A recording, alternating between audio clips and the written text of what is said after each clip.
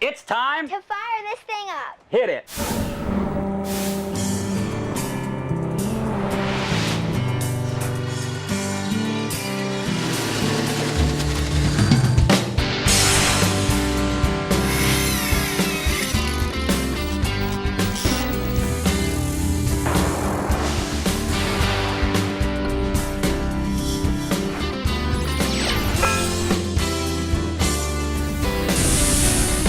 What is right back behind me is a classic 1966 20-foot Bertram Moppy.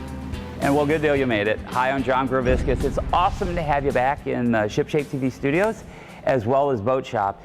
And today on the program, what we're going to be covering is the topic of inboard, outboard, stern drive maintenance. We're going to be going through gimbal bearings. We're going to be talking about bellows.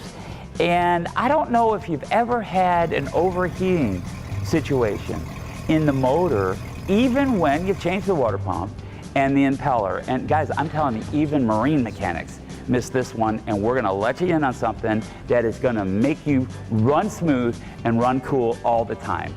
But first, before we get into any of this stuff, you know the drill. We have to acknowledge all the fabulous companies in the marine industry who help make ShipShape TV possible.